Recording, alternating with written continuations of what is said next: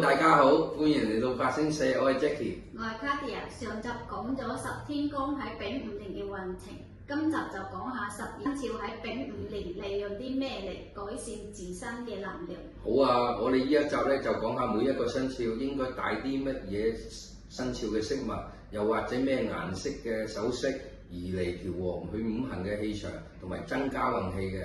好啊 ，Katia， 你首先講下屬鼠嘅朋友喺今年應該配置啲乜嘢飾物對佢比較有利啦。好啊，首先我哋睇下塊板。丙午年火氣旺盛，鼠係子水，水火之間一定存在相克。如何佩戴可以調和氣場，平衡下能量？屬鼠嘅朋友就要佩戴牛、猴或者係龍嘅飾物，以合化沖，有助於減低水火嘅相克。配牛形嘅飾物就好，子丑係六合，穩定同埋踏實。配猴或者龍形嘅飾品就申子辰三合，可以帶嚟貴人運同埋增加頭腦嘅靈活。顏色方面就着多啲金色或者土色嘅衫褲，亦可以佩戴金屬飾品，譬如銀色啊或者係白金。如果中意戴晶石嘅人，可以佩戴黃玉、茶晶嘅首飾。好啊，龍到屬牛嘅朋友啦，因為今年咧火生土嘅緣故啊，能量咧會被增加嘅，但係容易有固執情緒出現嘅喎。喺今年咧適合咧佩戴生肖係蛇啦、雞啦嘅飾物啦，亦都利用合嘅生肖咧用嚟增加貴人運噶，平衡啊同令到感情和諧啦，強化下事業同埋增加財運嘅。亦因為今年火旺土強之年啊，容易有壓力啦，同埋容易產生疲勞㗎，可以用水啊或者金嘅元素去化解㗎。好，配搭晶石方面咧，黑曜石啦同埋海藍寶等嘅，亦都可以穿着衣着咧藍色或者黑色嘅衣着嘅，象徵化火氣啊嘛，安定心靈。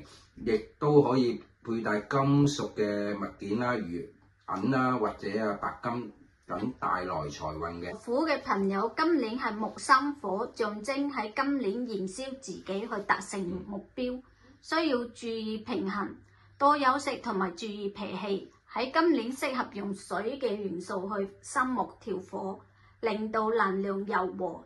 適合佩戴嘅生肖係豬、馬、狗。佩戴馬或者狗可以增加貴人運，得到信任。佩戴豬可以增加財氣同埋情感和諧。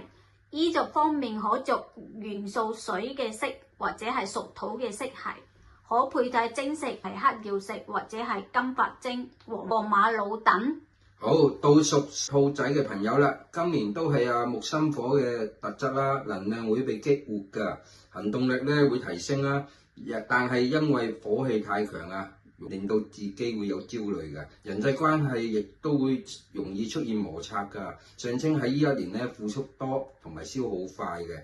如果想帶來運氣咧，適合帶屬狗豬同埋羊嘅生肖來增加貴人運㗎。而衣着方面咧，亦都可以着藍色或者黑色來滋養木氣嘅，平衡火勢㗎，亦都可以帶有關土色嘅晶石，譬如黃晶啦或者茶晶嚟穩定運勢同埋減少焦慮㗎，而會增加財運㗎。到屬龍嘅朋友，你今年屬於火生土，能量會被推動，事業有機會上升，但會出現壓力。適合戴嘅生肖就係猴或者係雞，增加人緣運同埋貴人運。佩戴黑曜石增加柔和同埋冷靜嘅能量。可佩戴金屬嘅物件就係白色或者係銀色嘅飾品嚟增加貴人相助，令氣場平衡。好啦，到屬蛇嘅朋友啦，因為今年火加火嘅元素火氣極旺會象徵行動力同埋表面欲會強烈㗎，但係因為火氣旺盛情緒容易急躁㗎，容易發生同人摩擦㗎，適合咧喺今年佩戴下生肖有牛雞同埋猴嚟增加財運同埋貴人運嘅。亦都衣着方面可以穿着屬土嘅顏色，譬如黃色米色啡色等等，亦都佩戴黃晶或者金髮色屬土嘅晶石來攝火，增加呢個運氣，亦都會令到腦筋靈活啦，同埋事業運增強嘅。屬馬嘅朋友喺今年火氣極大，火上加火象徵能量大爆發。呢團火嘅力量會有新嘅機會同埋貴人出現，需要注意情緒，容易急躁，人際關係嘅摩擦或者係健康同壓力。佩戴龍嘅生肖嚟增加人緣運同埋感情運，佩戴狗嘅生肖增加貴人運，佩戴虎嘅生肖可以增加事業嘅突破。